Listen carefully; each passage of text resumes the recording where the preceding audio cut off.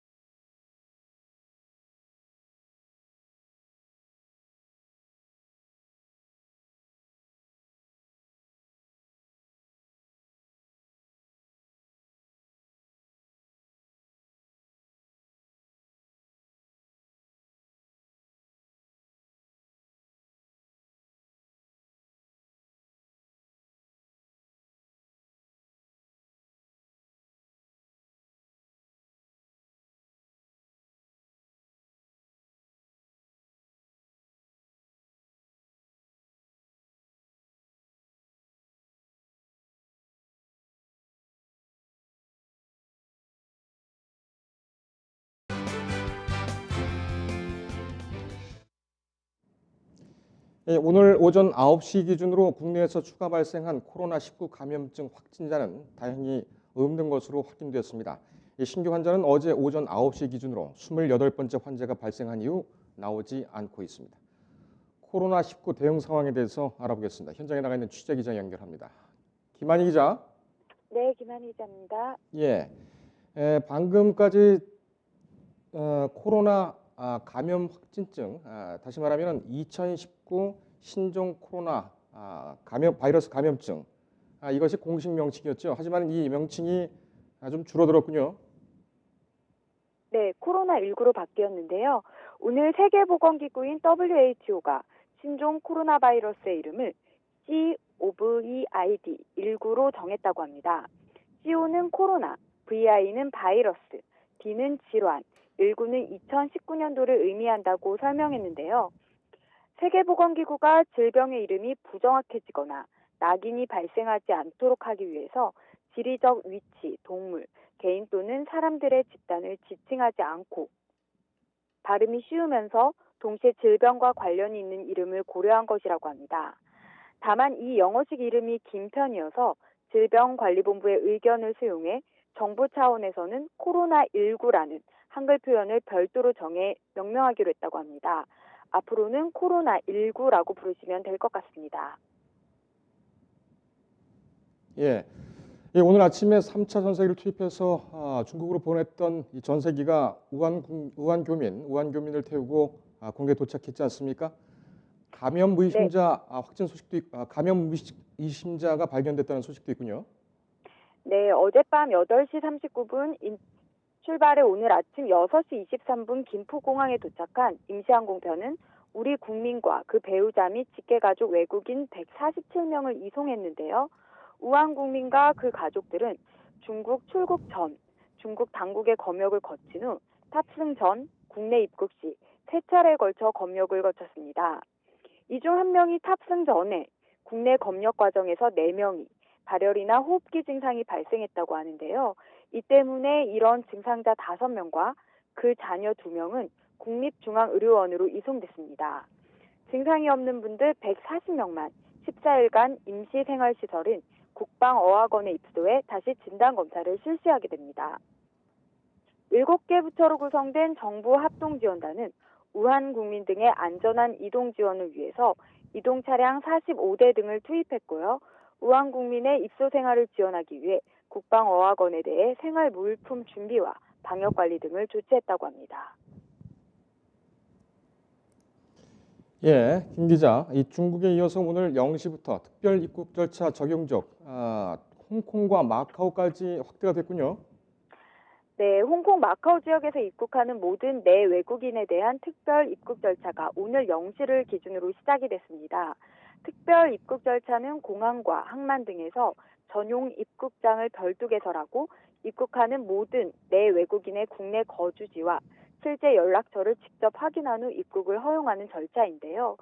정부는 지난주 화요일인 4일 0시부터 중국 본토에서 오는 모든 내외국인에 대해 특별 입국 절차를 진행하고 있었는데요. 오늘부터 홍콩과 마카오를 추가하게 된 겁니다.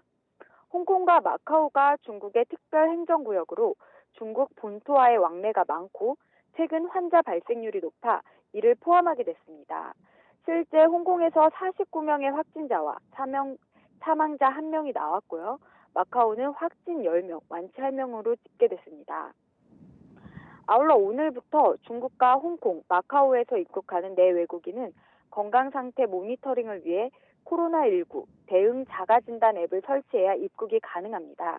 입국자는 자가진단 앱으로 여권정보, 국적, 성명, 주소 등 검역 관련 정보를 입력해 특별 검역 신고를 할 수 있고 앱을 이용해 매일 1회, 발열, 기침, 인후통 등 자가진단 결과를 관할 보건소와 질병관리본부에 제출해야만 합니다. 예, 알겠습니다. 김 기자 여기까지 듣겠습니다. 네. 예, 지금까지 정책부 김한희 기자였습니다. 다음 소식 전해드리겠습니다. 여당인 더불어민주당의 4.15 총선 예비 후보 심사가 내일 종료됩니다. 총 473명이 면접을 보는데 현역 의원과 청와대 출신 예비 후보들 간의 신경전이 치열합니다. 보도에 이종용 기자입니다. 더불어민주당은 4.15 총선 지역구 공천을 위한 예비 후보 면접 심사를 사흘째 이어갔습니다. 민주당 공천관리위원회는 11일 여의도 중앙당사에서 서울과 충청, 대구, 경북 지역 예비 후보자들을 대상으로 후보자 자격을 검증했습니다. 예비 후보들은 민주당 상징색인 파란색으로 옷 색깔을 맞추고 공관위원들의 질문에 답변했습니다. 위원들은 예비 후보들이 제출한 프로필을 확인하고 개인별로 맞춤 질문을 던졌습니다.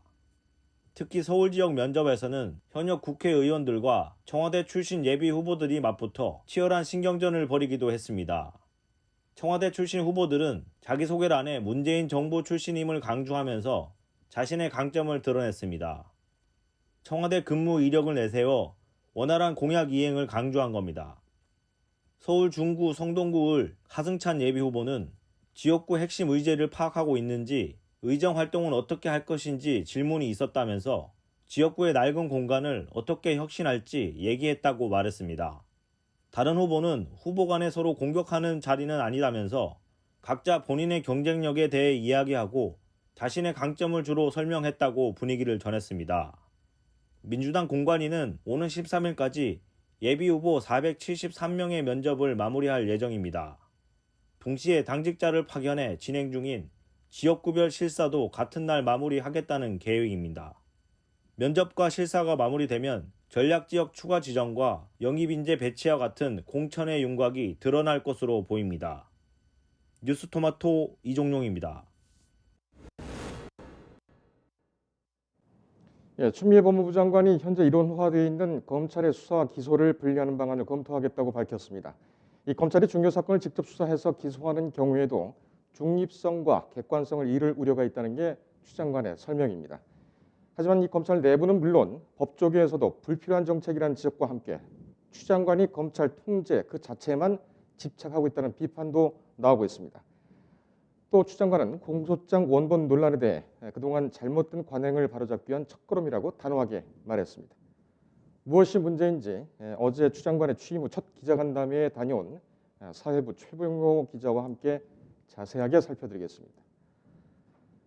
최 기자, 어제 기자간담회가 처음이었죠? 네, 추 장관이 취임한 이후에 예. 상당히 좀 강경한 발언 듣기에 따라서는 너무 좀 지나친 것 아니냐 뭐 이런 발언들도 좀 나온 것 같습니다. 예, 맞습니다. 먼저 주요 불안부터 좀 보실까요? 예, 어제 간담회는 지난달 2일 추 장관이 취임한 이후 첫 간담회였고요. 아무래도 그러다 보니까 추 장관으로서는 처음으로 법무부 운영과 본인의 소신에 대해서 기자들에게 밝히는 자리였고 그런 의미에서 아까 말씀하신 대로 강경하고 또 단호한 그런 뉘앙스들의 발언들이 많았습니다. 우선 추 장관의 발언들을 먼저 정리하는 것들이 있는데요. 한번 표를 보시면서 말씀드리겠습니다. 먼저 추 장관은 최근 청와대 울산시장 선거 개입 의혹에 관한 공소장 원문 비공개 방침에 대해서는 최근 공소장과 관련된 법무부의 조치도 그동안 잘못된 관행을 바로잡기 위한 첫 걸음이다라고 밝혔습니다. 아울러 검찰의 권한을 축소하는 것에 대해서는 검찰 내부에서 수사와 기소 판단의 주체를 달리하는 방향의 제도 개선을 검토하겠다라고 했습니다. 또 검찰개혁의 명분과 정치검찰 논란을 의식한 듯 검찰은 권력 의지나 조직 이익을 실현하는 기관이 아니라 법과 사법적 정의를 수호하는 기관이라고 했습니다. 법무부가 검찰 조직을 관리 감독한다는 점을 강조하기 위해서는 지휘 감독 등을 통해서 민생, 인권, 법치라는 3대 가치를 실현하고 기소권 남용 등을 방지하는 것이 중요하다고도 했습니다. 예, 어제 가장 많이 나온 질문이 아무래도 공소장 원문 비공개 이 건인 것 같은데 아주 단호하게 얘기했다는 것은 보도에 많이 나왔습니다. 네. 구체적으로 어떤 얘기들을 했습니까? 예, 추 장관은 어제 공소장이 공판 전에 공개가 되면 혐의가 검찰이 주장하는 혐의가 마치 팩트인 것처럼 굳어져서 피의자의 방어권이 보장되기 어렵다는 논리를 계속 강조했습니다. 즉 무죄 추정의 원칙이 국민의 알 권리에 보다 우선한다라는 내용이었습니다. 아울러 일각에서는 미국의 경우에 기소가 되면 공소장이 인터넷에 바로 공개된다라는 지적을 많이 했었는데요. 그것에 대해서도 법무부가 나서서 해명을 했습니다. 어제 동석했던 이용구 법무부 법무실장의 경우에 이렇게 발언했는데요. 미국은 본인들이 자료를 찾아보니까 미국은 2005년 연방 법원이 대배심 형사 사건 730건 가운데 241건, 약 33% 정도 되는데요. 33%에 대해서 공소장 비공개 결정을 내린 바 있다라고 했습니다. 즉 미국의 경우에 국민의 알 권리 차원에서 공소장 원문을 공개하지만 그 상황과 사건의 유형에 따라서는 공소장을 비공개한다라는 것이었습니다. 또 아울러 법무부는 우리나라가 영미법이 아니라 대륙법 체계를 따르고 있는데 이 대륙법을 적용하고 있는 독일의 사례를 찾아보니까 독일 형법 353조에서 공판 전 공소장이나 형사소송 절차 등에 관한 문서를 공개할 경우에는 1년 이하의 징역 또는 벌금형에 처한다라고 했다고 주장했습니다. 예, 이 부분은 좀 짚고 넘어가야 될 것 같은데 네. 법무부하고 추 장관이 공소장 원문을 비공개하겠다. 71장, 71장 71매죠. 네. 71페이지짜리 공소장을 3장으로 요약을 하면서 그러니까 3페이지로 요약을 하면서 국회에 제출을 했는데 네. 그때 당시에 여러 가지 비판이 나오니까는 미국에서도 이건 이렇게 하고 있다라고 얘기를 했단 말입니다. 예, 맞습니다. 그런데 지금 그 이용구 법무실장이 얘기한 걸 보면은 미국의 경우에는 2005년에 730건 가운데 네. 241건에 대해서 비공개 결정을 했다. 그렇다면 원칙은 공개한다는 얘기 아닙니까? 아, 그렇습니다. 그래서 어제도 계속 그런 질문들이 있었거든요. 그랬더니 그 추미애 장관이 했던 얘기가 미국의 경우는 그렇지만 우리나라의 경우에는 아직 그런 원칙들이 존재하지 않았다. 그렇기 때문에 그런 원칙들을 우리나라 실정에 맞게 이제 다듬어 가야 한다라는 취지로 다시 계속 이제 해명을 했었습니다. 추 장관이 우리가 원칙에 있는데 이걸 잘못 이해하고 있는 건 아닙니까? 일단 그 논거가 네. 법무부는 우리나라가 영미법이 아닌 대륙법 체계를 따르고 있다. 이렇게 얘기를 하면서 대륙법에 있는 독일, 우리나라가 법을 개수한 나라죠. 네네. 독일 같은 경우에는 형법에서 공판전 공소장이나 형사소송 절차 등에 관련해서 문서를 공개할 경우에는 뭐 처벌한다. 이 부분을 지금 지적을 하고 있어요. 네네. 근데 공수처나 아니면 검경 수사권 조정이나 그리고 처음에 언급을 했던 공소장 공개 부분에 대해서도 이거 다 영미법계에 이렇게 되고 있다 해서 지금 다 도입한 거 아닙니까? 예, 그렇습니다. 근데 갑자기 대륙법인 독일법을 들고 나와요? 예, 그렇습니다. 이 부분에 대해서 어제 또 이제 그 간담회가 끝난 이후에 조남관 그 법무부 감찰국장 등 검찰국장이죠? 죄송합니다. 검찰국장입니다. 검찰국장 등의 중심으로 이제 백브리핑이 있었는데요. 거기에서 이런 또 질문들이 나오는 것에 대해서 법무부의 해명은 우리나라가 이제 여러 영미법이라든지 대륙법에 대해서 좋은 모델들을 따라가고 있고 그것을 이제 적용하는 과정에서 공소장 원문 비공개 같은 경우에는 좀 혼선이 있는 부분이 있다. 그래서 그런 것들을 어떻게 우리가 적용할 것이냐, 즉 무죄 추정의 원칙과 국민의 알 권리 중에서 무엇을 더 우선할 것이냐에 대해서 조금 더 검토하는 그런 시간이 필요하고 그런 과정에서 좀 과도기적인 혼란이 있을 수 있다 이런 입장을 내비쳤습니다. 예. 근데 그 부분에서는 또 논란이 있을 수가 있겠는데요. 네, 그렇습니다. 우리는 뭐 대륙법계라고 얘기를 했는데 대륙법계에서 이 법이란 게 옷처럼 누덕누덕 이렇게 할 수 있는 그런 부분은 아닌데 그렇습니다. 좋은 것은 다 받아들이겠다.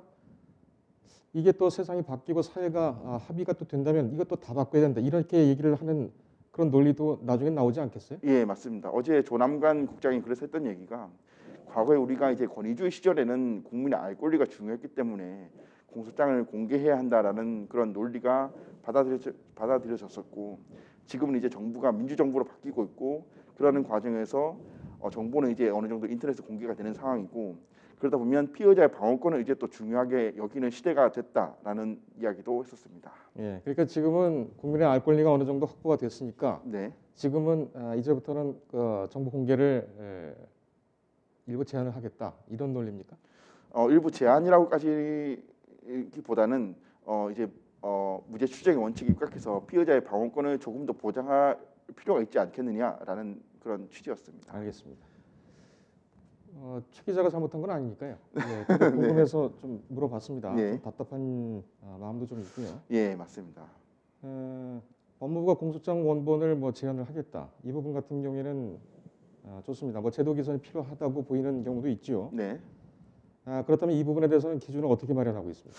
예, 어제 추 장관 그래서 이렇게 밝혔습니다. 그간 장관 취임한 이후에 무죄 추정의 원칙에 따른 피의자 보호와 국민의 알 권리를 동시에 충족하기 위한 방안을 많이 고민했다. 그러면서 형사사건 공소장 공개 기준을 제시했습니다. 화면에 보시는 것처럼 형사사건을 수사 중인 경우, 기소 이후 공판 전 경우, 또 공판 개시 등 세 가지 경우로 나눴는데요. 각 단계에 맞춰서 공소장을 공개하기로 한 것입니다. 우선 사건을 수사 중인 경우에는 형법상 피의 사실 공표 금지를 직접 적용할 예정입니다. 이때는 피의 사실을 포함한 형사사건 내용을 비공개하기로 했고요. 예. 기소는 됐으나 아직 공판이 열리지 않은 상황에서는 국회 등이 요구하면 공소사실 요지를 공개하되 이 피의자와 관련해서 수사 중인 다른 사건에 대한 내용은 비공개할 예정입니다. 마지막으로 공판 개시 이후에는 국민의 알 권리를 보장하기 위해서 중요한 사건은 공소장 전문을 공개하기로 했는데 여기서 이제 단서는 중요한 사건이 무엇이냐인데 이것에 대해서는 형사사건 공개심의위원회 의결을 통해서 중요한 사건이 무엇인지 판단하고 공소장을 원문을 공개하기로 했습니다. 예. 사건이 수사 중인 경우에는 당연히 피의 사실 공표가 되기 때문에 이건 막아야 되겠죠. 그런데 기소 후 공판 전인 경우와 공판 개시인 경우 보통 기소된 후에 공판 준비기일이 열리는 시간은 빠르면은 뭐 일주일 만에 열리기도 하는데 네. 기소 후 공판 전인 경우와 공판 개시 이후인 경우 이건 뭐가 다르다는 겁니까? 그러니까 기소 후 공판 개시 전에는 말 그대로 기소만 되고 아직 공판이 열리지 않은 상황이고 법무부의 설명에 따르면 공판이 되면 공판에서 이제 검사가 그 공소장을 낭독하기 때문에 그 다음에는 공소장 원문이 공개되어도 무방하다라는 그런 입장이었습니다. 현실에 대해서는 좀 고민이 없어 보이는군요. 예. 다시 말하면은 방어권 보호장 차원에서 피의자가 피고인으로 신분이 바뀌었을 때 피고인이 이 공소장을 본 상황이어야 되지 않겠느냐. 그러니까는 그렇게 되어야지만 대등한 위치에서 공방을 벌일 수 있지 않겠느냐. 이렇게 되는 것인데 네. 공판 개시 이후에 밝히는 부분 이 부분 같은 경우에 그런 논리로 가지고 있는 것 같은데 네. 그렇다기보다는 피고인이 본인의 공소장을 송달받은 경우 네. 이렇게 디테일하게 정하는 게 더 현실적이지 않을까요? 이런 얘기는 어제 없었습니까? 예, 어제 그런 질문까지는 미처 나오지 않았는데 그 부분은 제가 다시 한 번 더 법무부에 확인을 해보겠습니다. 알겠습니다. 또 큰 덩어리가 이 수사 검사를 다시 말하면 검찰 내에서 수사하고 있는 이 사건에 대해서 수사와 기소 판단 주체를 달리하겠다. 네네. 이런 얘기가 나왔습니다. 예, 맞습니다. 사실 이 얘기는 추 장관이 어제 처음 했던 얘기는 아니었고 문재인 정부 출범 이후에 검찰 개혁 방향으로 논의가 되었던 부분입니다. 이번에 고위공직자 비리수사처 즉 공수처를 도입하면서 검찰에서 수사와 기소를 분리하겠다는 이야기를 하기도 했었고요. 다만 추 장관은 이번에 한 걸음 더 나아가서 이것을 일선 검찰에서 시범적으로 적용한 이후에 제도를 개선해 확대하겠다는 취지로 발언을 한 겁니다. 예. 잠시 여기서 그 일선 검찰에서 수사를 하는 그 방식에 대해서 말씀을 드리면 일반 형사 사건 같은 경우에 검사가 수사를 하고 기소까지 결정을 합니다. 그런 과정에서 검사 한 명이 너무 독점적으로 모든 권한을 다 가지는 것 아니냐라는 지적이 있었고요. 그래서 민간인으로 구성된 검찰수사심의위원회 등에서 외부 인력이 그 수사와 기소 상황을 점검했었는데 추 장관은 어제 이걸로도 부족하다. 더 확실한 민주적 수평적 통제 장치가 필요하다는 입장을 밝혔습니다. 예. 이게 쉽게 말하면 수사 검사하고 기소 검사를 따로 두겠다. 네. 이런 부분이지 않습니까? 여기에 대해서는 어제 좀 문제가 지적된 적은 된 말은 없습니까? 예, 어제 그 부분에 대해서 문제가 지적된 얘기는 없었고요. 다만 추후에 그 제가 그 검찰 출신 변호사들에게 이제 물어보니까 수사의 효율성을 우려하는 그런 이야기들이 많았습니다. 일단은 그 수사 검사가 장기간 오랜 시간 수사를 통해서 수사를 했고 이것이 혐의가 있다라고 해서 기소를 결정했는데 현행은 이제 기소를 결정하는 방식인데 기소 검사가 이것을 불기소 처분할 경우에는 수사의 효율성이 떨어진 건 아니냐라는 지적이 있었고요. 예. 더 문제는 과연 이것이 수사 검사와 기소 검사의 판단이 다를 경우에 장기간 수사를 했던 수사 검사가 더 이 사건을 잘 아느냐 아니면 서류만 가지고 기소 여부를 판단하는 기소 검사가 이 사건에 대해서 더 잘 아느냐 누가 더 누구에게 더 비중을 줄 것이냐라는 그런 세부적인 문제도 지적이 됐었습니다. 이거에 대해서 현장에 있는 기자들은 뭐 어떤 질문을 했습니까? 네, 이 질문에 대해서 과연 그러면 뭐 제도 개선은 언제쯤 할 것이냐 또 그 세부적으로 어떻게 의견 수렴을 할 것이냐라는 그런 질문들은 있었으나 이 문제점 이 수사와 기소 판단 분리에 대해서 제기되는 문제점들에 대해서 지적하는 그런 질문은 따로 없었습니다. 검찰 쪽에서는 다른 얘기 없었죠? 네, 검찰 쪽에서 아직 공식 입장이 나오지 않았고요. 추 장관은 다만 검찰 내부에서 제기되는 어떤 그런 문제점이나 우려를 의식한 듯 예. 지방 검찰청 한 곳을 정해서 시범 적용하고 제도를 개선하겠다라는 입장을 밝혔습니다. 아울러서 조만간 전국 지검장 회의를 열어서 일선 검사들의 의견을 반영하겠다라는 입장을 밝혔습니다. 예. 이성윤 서울중앙지검장 얘기가 또 나왔죠 어제. 예, 맞습니다. 그 문찬석 광주지검장입니까? 대전지검장입니까? 네. 약간 그 검사장이 광주지, 예, 광주입니까? 네, 맞습니다. 뭐 대놓고 그 검사장 회의에서 네. 이성윤 지검장을 아주 면박을 줬던데 이 부분에 대해서도 추 장관이 또 어제 이성윤 지검장을 감싼 것 같아요. 네, 맞습니다. 어제 그렇게 질문의 요지는 뭐였었냐면 그 윤석열 검찰총장이 주관했던 회의에서 그런 발언들이 나왔다는 것을 보고를 받았느냐 또 어떻게 보고를 받았느냐라는 요지의 질문이 나왔습니다. 예. 이에서 추 장관은 보고를 받았다라고 얘기를 했고요. 다만 그 일선 수사 검찰청법에는 법무부 장관은 검찰 사무의 최고 감독자로서 일반적으로 검사를 지휘 감독하고 구체적 사건에 대해서는 검찰총장만이 지휘할 수 있다라고 되어 있지만 개별 사건 세부적인 사건에 대해서는 지검장이 관할한다. 그래서 결재권자도 지검장으로 되어 있다.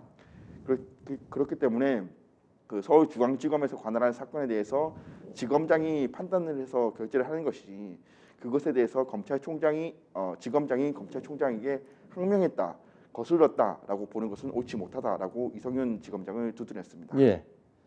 어제 기자 간담회에서 기자들 분위기는 어땠습니까? 잘 못 들었습니다. 기자 간담회에서 기자들 간의 분위기는 어땠나요? 예, 기자 분위기는 어제 좀 다소 좀 과열됐던 분위기도 있었고요. 어제 자리가 제가 봤을 때 30석 정도가 마련됐었는데 예. 기자들은 한 2배 정도 더 많이 왔었습니다. 그리고 질문에서 아까 말씀드렸던 공소장 비공개 방침에 대해서 법무부가 너무 무리수를 둔 것 아니냐라는 지적들이 많았고요. 특히 어제 그 추미애 장관의 아들 문제도 얘기가 됐었습니다. 하지만 추 장관은 어제 아들 문제를 여기서 언급하는 것은 적절하지 않다라고 선을 그었고요. 예. 어제 공수처와 관련된 질문도 하나 나왔었는데 앞서 추 장관이 지금 검찰에 대해서는 수사와 기소 판단을 달리하겠다, 판단 주체를 달리하겠다라고 했으나 현재 공수처가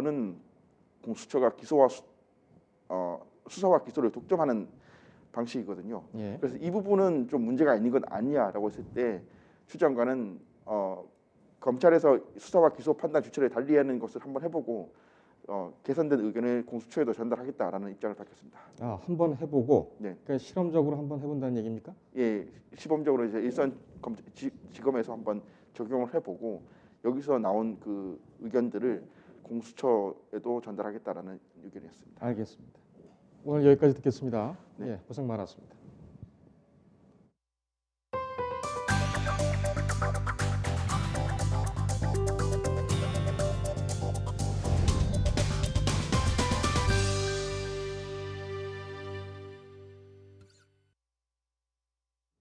이 3살 미만의 자녀 2명을 그냥 방치해서 사망에 이르게 한 부모가 경찰에 구속됐습니다. 역시 3살 미만인 첫째 자녀 역시 학대당한 흔적이 파악됐습니다.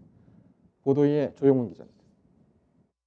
정부가 어린이집이나 유치원에 다니지 않는 만 3세 아동을 전수조사해 총 3건의 아동학대 의심 사례를 발견했습니다. 소재가 확인되지 않은 23명 아동에 대해서는 경찰이 별도 수사를 벌여 이 가운데 1건의 아동학대 의심 사례를 확인했습니다. 보건복지부와 경찰청은 지난해 10월부터 4달간 만 3세 아동 3만 명의 소재를 파악하고 이들의 안전 여부를 조사했습니다. 이 가운데 총 5건의 학대 의심 정황이 발견되고 이 중 3건은 아동학대가 의심돼 전문 보호기관이 사례 관리에 들어갔습니다. 이와 함께 경찰이 수사 중인 아동학대 의심 사례 1건은 보호자가 전수조사 대상 아동인 첫째 자녀를 학대하고 생후 1년 미만의 둘째 자녀와 셋째 자녀를 방임해 사망에 이르게 한 것으로 보고 수사가 진행 중입니다. 복지부는 이번 전수조사를 통해 총 185명의 아동에게 복지 서비스를 지원하고 생계비가 부족한 가정에 대해서는 긴급 복지 생계비와 의료 지원비 등을 지원했습니다. 뉴스토마토 조용훈입니다. 1조 6천억 규모의 펀드 환매를 중단한 라임자산 운용에게 이 대출을 해준 증권사들이 지금 자금 회수를 검토 중입니다. 운용사와 TRS, 즉 담보부 대출 계약을 맺은 증권사들은 다른 투자자들보다 먼저 자금을 회수할 수 있습니다. 일반 투자자들의 자금 회수 가능성과 규모가 영향을 받을 것으로 보입니다. 보도에 문지훈 기자입니다. 라임자산운용의 펀드 자금을 담보로 대출을 해준 증권사들의 대출금 우선 회수 여부를 두고 투자자를 비롯한 금융투자업계의 관심이 커지고 있습니다. 최근 라임자산운용은 지난해 10월 환매 중단을 선언한 3개 펀드 중 2개 펀드에 대한 3일 회계법인의 실사 결과를 발표했습니다. 실사 결과 이들 펀드의 손실률은 각각 35%에서 50%, 23%에서 42%로 추정됐습니다. 이들 펀드가 모펀드인 점을 감안하면 구체적인 손실률은 자펀드의 투자 자산 내역에 따라 달라질 수 있습니다. 라임자산운용은 해당 자펀드 운용과 관련해 증권사들과 TRS 계약을 맺은 상태입니다. TRS 계약은 증권사가 운용사의 펀드 자금을 담보로 돈을 빌려주는 일종의 대출입니다. 운용사는 이를 통해 전체 펀드 자산을 키워 수익률을 높이는 방식으로 활용해왔습니다.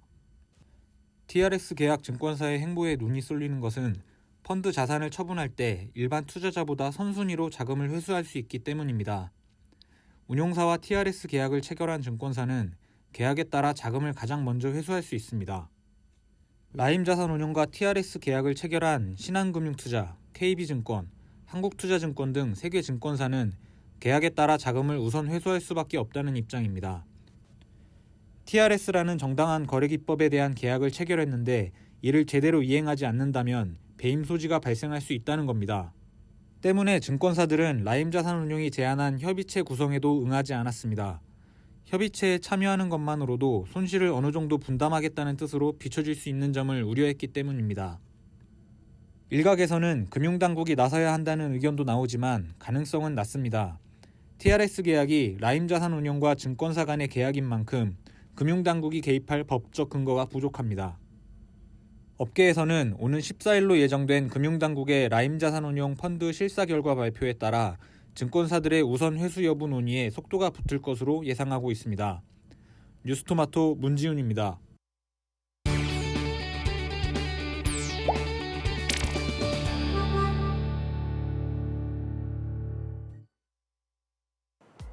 네, 안녕하세요. 차통 김은별입니다. 지난해 9월 이 기아차의 대형 SUV 모하비 더 마스터가 새롭게 돌아왔는데요. 지난해 3월 서울 모터쇼에서 콘셉트카로 선보인 적도 있었죠. 당시 이 블랙핑크가 기아차 모하비 부스에 방문하면서 큰 화제가 되기도 했는데요. 과거 모하비는 조금 강인하면서 투박하다는 인상이 강했습니다. 그런데 이 신형 모하비는 굉장히 세련된 디자인을 가졌다는 평가를 받습니다. 실제 출시 전 사전 계약에서도 이 11일 만에 7천여 대가 판매됐다고 하는데요. 이 신형 모하비는 현대차 팰리세이드와 이 한국 GM의 트래버스 그리고 포드 익스플로러와 함께 치열한 경쟁을 펼치고 있습니다. 그럼 지금부터 저와 함께 신형 모하비 살펴보시겠습니다. 신형 모하비를 처음 보면 디자인의 변화가 눈에 띕니다. 기존 모델에 비해 신형은 세련된 감각이 가미됐는데 예전과는 확실히 다른 느낌을 줍니다. 특히 앞부분 그릴 모양부터 확 달라졌는데요. 큐빅이 박힌 주간주행 등 볼륨감 있는 후드 캐릭터 라인을 보면 타깃 고객층을 젊은 세대까지 넓히는 건가 하는 생각이 들 정도입니다. 내장 디자인 또한 많은 변화가 있었는데요. 12.3인치 대형 디스플레이 등에서 하이테크한 느낌을 받을 수 있고 컬러풀한 공조장치 색상에서 세련됨을 경험할 수 있습니다. 전반적으로 계기판과 센터펫이야 스티어링 휠, 기어에서 확실히 모하비 맞아? 할 정도로 황골탈퇴했다고 평가할 수 있겠습니다. 신형 마스터는 국산동급 유일의 V6 3.0 디젤 엔진을 적용했고 프레임 바디와 전자식 4륜구동, 험로드 주행 모드도 시승 차량에 탑재됐습니다. 최고 출력은 260마력, 최대 토크는 571kg이고요. 렉 구동형 전동식 파워 스티어링으로 조향감도 좋아졌습니다. 후륜 쇼크 업소버 장착 각도를 변경하는 등 후륜 서스펜션 구조를 개선했고 바디와 샤시를 연결하는 부위에 고무를 새롭게 바꿔 안전하고 편안한 승차감을 구현했습니다. 실제로 주행을 했는데 굉장히 부드럽게 차가 나갔습니다. 그리고 앞좌석의 경우에는 넓다는 느낌을 주었고요. 디젤 엔진이라 둔탁하거나 소음이 날 줄 알았는데 가솔린 차량과 같은 정숙성과 안정감이 인상적이었습니다. 주행을 하면서 음악을 들었는데 렉시콘 프리미엄 사운드 시스템이 인상적이었습니다. 고음역대 트위터 스피커에서 초저음역대 서브우퍼와 서라운드 스피커까지 총 15개의 스피커가 장착돼 풍부한 음질을 느낄 수 있었죠. 판매 가격은 플래티넘 트림 기준 4,700만 원부터 마스터즈 트림은 5,160만 원부터입니다. 팰리세이드에 비해서는 다소 비싸지만 5,900만 원부터 시작하는 포드 익스플로러에 비해서는 가격이 낮습니다. 예상보다는 높지 않은 가격으로 책정된 걸로 보입니다.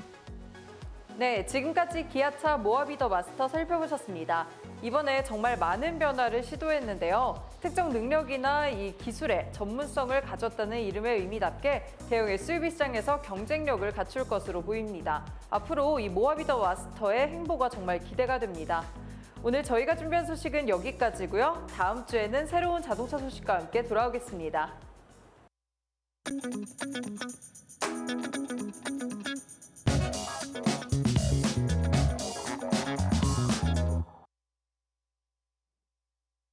코로나19 사태가 잠시 주춤하고 있지만 결코 안심할 수는 없는 상황입니다. 게다가 이번 사태로 영향을 받고 있는 업계 타격의 피해 발생은 이제부터죠. 특히 중소, 중견, 소상공인들의 피해를 어떻게 구제할 것인지가 큰 문제인데 오늘 조성목의 머니클리닉 시간에는 지난 7일 정부가 논의한 지원 대책을 중심으로 피해 소상공인 등을 위한 금융부문 지원 방안에 대해 살펴보겠습니다. 오늘도 조성목 서민금융연구원장 나오셨습니다. 어서 오십시오. 네, 안녕하십니까? 안녕하십니까? 네. 신종 원래는 2019 신종 코로나 바이러스 감염증 이것이 풀네임이었죠. 그 공식적인 명칭이었는데 읽다 보면 참 굉장히 길구나 이렇게 생각이 됐어요. 코로나 19로 딱 그 정리를 해주니까 얼마나 편한지 모르겠습니다. 이제 사설이 좀 길기는 합니다만 평소 이 건강에 대해서는 상당히 조예가 있으신 건강 관리에 대해서는 조예가 있으신 원장님. 이 감기 그다음에 독감 또 이런 바이러스 이런 신종병들도 나오고 있는데 평소에 건강 관리는 어떻게 하십니까? 글쎄요, 좀 천부적으로 타고나야 될 것 같고요. 예. 우월한 유전자 뭐 이런 얘기입니까? 또 그건 잘 모르겠습니다. 부모님께 감사해야 될 일이고. 아, 또 하나는 이제 자기 노력인데 예. 면역력이 약한 분들이 많이 걸리고 또 이런 병에도 이제 약하고 그러지 않습니까? 그래서 그 평소에 면역력을 좀 강화시키는 그런 걸 해야 되겠다. 그래서 이제 뭐 평소에 이제 그 마늘이라든가 예를 들어 양파, 뭐 붕어즙 이런 거 붕어즙. 이렇게 예. 몸을 다스리고 있습니다. 그렇군요. 그래도 이제 그 기온이 막 바뀌거나 특히 이제 환절기 되면은 문제지 않습니까? 요즘 같은 경우에는 겨울이 없어지면서 보통 3월이나 이때 그 어르신들이 돌아가시는 어르신들께서 많으신데 2월 달에 이제 또 돌아가시는 분들도 좀 많으신 것 같아요. 환절기에는 뭐 붕어즙을 많이 드신다든가 아니면은 붕어즙에 흑마늘을 첨가를 한다든가 뭐 이렇게 하십니까? 어떠십니까? 뭐 그런 건 아니고요. 예. 운동을 꾸준하게 해주고 자기 그 절제 있는 생활을 하면 예. 면역력은 강화되는 것 같습니다. 그 말씀은 정말 동감이 갑니다. 규칙적으로 생활하는 것만큼 또 좋은 보약도 없는 것 같습니다. 그렇습니다. 예, 잠도 충분히 자고요. 네. 알겠습니다. 언제나 건강하신 우리 그 조 원장님, 예, 참 부럽습니다. 지금 앞서서도 모두의 말씀을 드렸습니다만 타격이 지금 본격적으로 오고 있는 상황은 아닌 것 같습니다. 그러니까는 폭풍 전의 고요라고나 할까요? 특히 이제 중소상공인들 이분들 같은 경우에는 피해를 보신 분들도 이제 계시겠지만은 앞으로가 더 문제다 이런 얘기가 있습니다. 그래서 지금 금융정책으로 나온 얘기 중에 이 신규 자금을 지원받을 수 있는 부분, 그 부분하고 기존 대출의 만기 연장도 허락을 해준다. 이런 정책이 아마 논의가 됐던 것 같아요. 네, 그렇습니다. 지금 이제 뭐 잠시 주춤하지만 그로 인한 1차 피해, 2차 피해, 3차 피해가 계속 이제 생기고 있고요. 예. 특히 지금 스미싱이나 이런 것들은 뭐 하루에 그 만여 건씩 지금 발생하고 있거든요. 예. 그래서 이런 그 피해로 인해서 기업들은 점점 더 어려워지고요. 그래서 그 지금 말씀하신 대로 정부에서는 이제 대책을 내놨는데 신규 자금 지원 그리고 이제 기존 금융 계약을 이제 연장해 주는 거. 그다음에 수출입 업체는 또 어떻게 도울 것인가. 다각적인 대책을 내놨습니다. 예. 그래서 신규 자금 지원으로 보면은 이제 지금 피해를 입고 있거나 아니면 피해가 예상되는 업종에 관계없이 모든 기업이 적용이 되는데요.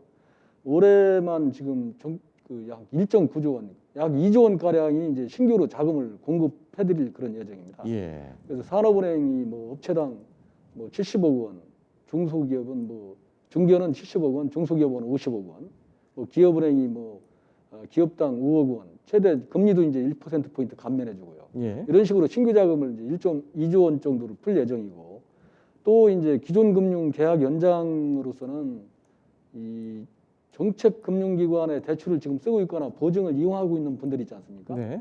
이분들이 6개월 정도 남았어요. 그러면 이제 이런 분들이 연장을 희망하는 경우에는 보증은 1년 이내에서 이제 연장이 되고요. 대출이나 보증은 그 원금 상환도 1년간 유예 드립니다. 예. 또 이제 수출입 금융 지원으로는 이제 수출은 했는데 지금 이제 대금이 안 돌아와요. 그러면 이제 어떻게 보면 이제 연체 가상금리를 붙게 되고 부도가 나게 되고 그렇지 않습니까? 예. 그래서 이제 가상금리를 감면해주고 또 이제 부도 등록도 한 달간 유예시켜주는 이런 제도를 하고 있고 수입업체에 대해서는 이제 그 신용장 만기를 갖다가 최장 그 1년 범위 내에서 연장해줘 가지고요. 그 대금을 결제하는데 부담을 좀 경감시켜 드릴 예정이고요. 예. 그리고 이제 지금 이제 좀 그 어렵다 보니까 경기가 예. 정책금융도 이제 조기 집행할 예정입니다. 그래서 예. 이제 중견기업 대상 예산이 이제 지금 230조 원 정도 되는데요. 예. 이거를 이제 조기 집행해가지고 조금 그 경기를 활성화시키는 이런 정책을 쓰려고 하고 있습니다. 신규 자금을 지원받을 수 있는 중소상공인은 그러면은 뭐 대상이 제한이 없습니까? 예를 들면은 이번 코로나19 사태로 피해를 입은 중소상공인만을 대상으로 한다. 뭐 이런 제한은 없나요? 뭐 피해를 입었거나 이제 피해가 예상되는 기업들도 그 해당 그 정책금융회사에서 이제 판단을 해가지고요. 예. 지원을 하게 됩니다. 알겠습니다. 전통시장에 계신 상인들도 보호를 받을 수 있다면서요? 그렇습니다. 지금 전통시장 상인, 뭐 소상공인, 영세 자영업자 이런 분들이 문제인데요. 예. 전통시장 같은 경우도 지원을 해드립니다. 그래서 이제 서민금융진흥원 있지 않습니까? 네. 진흥원하고 이제 지원 약정을 체결한 이제 전통시장 같은 데는 이제 1인당 1,000만 원 한도 내에서 최장 2년간 연 4.5%로 이렇게 지원을 해드립니다. 그래서 공급 규모는 한 550억 원 정도가 지원이 되는데요. 이거는 이제 미수금융에서 전통시장을 지원하는 데 있어서는 보통 보면 이제 지방자치단체에서 이제 전통시장 상인회를 추천을 합니다. 그러면 그 추천한 기업에 서민금융진흥원에서 대출해주고 그 재원으로 이제 그 상인들한테 이제 대출이 나가는 이런 구조인데요. 예. 금리는 연 4.5% 이내의 금리로 대출이 되고 있습니다. 네. 그다음에 이제 소상공인 자영업자인데요. 이런 분들은 사실은 이제 그 경영 안정자금이 필요하지 않습니까? 지금 피해를 입고 있기 때문에 이런 분들에 대해서는 소상공인 그 시장진흥공단에서 연 2%의 그 고정금리로 업체당 7천만 원까지 자금을 그 지원을 하고요. 예. 그다음에 지역 신용 보증 재단이라고 있습니다. 여기서는 이제 보증을 서주는데 특례 보증이라 해가지고요. 보증 비율을 보통 85%인데 이건 100%로 다 보증을 서주고 예. 또 이제 보증 요율도 1%인데 그 0.8%로 이렇게 낮게 해주고 있습니다. 예. 그리고 이제 저리 대출 부분인데 신종 이 코로나 바이러스로 이제 피해를 입는 소상공인이나 자영업자에 대해서는 기업은행은 기업당 최대 1억 원을 예. 최장 8년간 최저 1.5%의 낮은 금리로 이제 대출을 해드리고 있고요. 그다음에 이제 저신용자 이분들이 문제인데 사실은 신용 등급이 6등급 이하이고 이제 차상위계층 이하 이런 분들한테는 2천만 원 한도 내에서요 최장 5년까지 연 4.5% 금리로 4,400억 원을 지원할 예정입니다. 예. 카드사들도 지원에 나섰다고요? 그렇습니다. 이제 정책금융기관은 물론이고 민간 그 금융회사들도 이제 나서고 있는데요. 카드사 같은 경우도 이제 사실상 그 카드 대금 결제가 어려운 가맹점 있지 않습니까? 예. 가맹점한테는 대출 기한을 이제 연장해주고요. 그리고 이제 그 가맹점들이 이제 매출이 또 잘 안 되지 않습니까? 이런 분들한테는 무이자로 이제 그 마케팅을 또 지원하고요. 예. 이런 서비스를 같이 하고 있습니다. 그리고 이제 그 대출 금리를 인하했는데도 결제 대금을 갚을 능력이 없을 경우에는 청구를 유예해 주는 제도 예. 이런 것들이 도입되어 있습니다. 예. 이런 문제도 있지만은 더 큰 문제로 지금 심각성이 더해지고 있는 것이 이 자본시장 교란 행위 아니겠습니까? 이번 사태를 통해서 지금 뭐 법적인 부분을 보더라도 이 질병에 의한 어떤 이런 가짜 뉴스라든지 아니면은 기타 시장을 교란할 수 있는 그런 행위 이런 부분에 대해서는 그 입법적으로 좀 미비가 돼 있다 이런 그 공백들이 좀 많이 나오고 있는 그런 상황입니다. 이 지금 불법 행위에 대해서는 이 감시라든지 대응 어떻게 지금 하고 있습니까? 정부 당국에서는. 그 이제 이거는 이제 어떤 잘못된 풍문을 유포시킨다든가 해가지고 주가를 막 떨어뜨린 다음에 그 주식을 이제 사가지고 폭리를 취한다든가 뭐 적대시한 기업을 갖다가 음해하기 위해서 예. 이렇게 한다든가 이런 사례들이 지금 많이 나타나고 있습니다. 그래서 1월 20일부터 2월 5일까지 이게 이제 그 증권거래소에서 그 감시를 한 결과 이제 주가가 이제 급등했던 20종목을 조사를 해가지고 예. 시장 경보 조치도 내리고 수사기관 통보도 하고 이렇게 하고 있는데요. 네. 이런 것들이 지금 아까 말씀드린 스미싱 피해, 스미싱이라 하면 이제 우리가 SMS에다가 피싱인데 문자로 이제 낚시를 하는 거거든요. 예. 이런 게 이제 하루에 뭐 10,000건씩 이렇게 막 쏟아지다 보니까 이런 것들이 기승을 부릴 가능성이 높아서 이 감시 기능을 대폭 강화를 좀 하고 있습니다. 그래서 패스트트랙 방식으로 신속하게 조치하는 방안을 취하고 있습니다. 예. 뭐 금융 지원도 그렇고 또 풍문 단속도 필요하고 그렇습니다만 이 지원금만 떨렁 주고 그냥 지켜보는 것 이거는 참 별 효율성은 없는 것 같습니다. 근데 이 피해 기업들이 앞으로 지금 이거 어떻게 해야 될 것이냐 이런 상황에서 상담을 좀 받을 수 있는 그런 창구들도 있습니까? 그렇습니다. 이거는 지금 쭉 말씀드렸지만 뭐 지역 신용보증재단, 뭐 금융회사별 카드사 뭐 다 틀리지 않습니까? 그래서 보니까 이거를 이제 중소기업 그 애로 상담 센터가 있습니다. 금융감독원에 예. 이제 국번 없이 1332로 문의를 하시면은 그 1332를 누르시고 6번을 선택하시면은 바로 이제 상담이 가능합니다. 아니면 그 금융회사 아까 11개 은행 같은데 이제 지원하는 거는 해당 금융회사의 그 애로상담 창구에 가도 되고요. 예. 특히 그 우리 정책금융회사는 지점에도 이제 상담 창구가 다 있습니다. 그래서 그런 상담 창구에 가서 상담을 받으셔도 되고요. 예.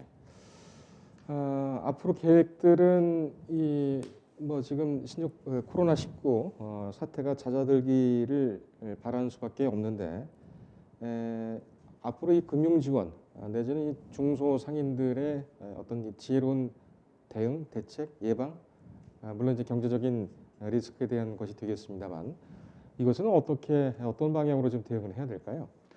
글쎄요, 지금 금융 뭐 사업하시는 분들, 소상공인 이런 분들이 본인들이 게을리하거나 귀책으로 지금 이게 어려워지는 게 아니지 않습니까? 예. 그러다 보면 이거는 제 생각으로는 그 특단의 그 소비 촉진 대책들을 많이 써야 될 것 같아요. 예. 그래서 기업들이 지금 뭐 중국을 대상으로 해서 영업을 못하지만 국내에서 좀 소비를 많이 촉진시켜 준다든가 해가지고 기업들이 좀 어려움에 빠지지 않도록. 네. 뭐 금융이라는 건 돈을 빌려주는 거지 않습니까? 사실상 예. 빌려주는 것만 가지고는 한계가 있으니까 그런 대책들을 좀 세웠으면 하고 또 하나는 지금 아까 말씀드린 그 뭐 인터넷 진흥원이나 키사에서 열심히 하고 있습니다만은 이 범정부적인 이런 그 뭐 피싱 이런 단속이 필요한 스미싱이나 이런 단속이 필요할 것 같아요. 네. 어제도 제가 회의를 가보니까 대책회의를 하고 있는데 이게 좀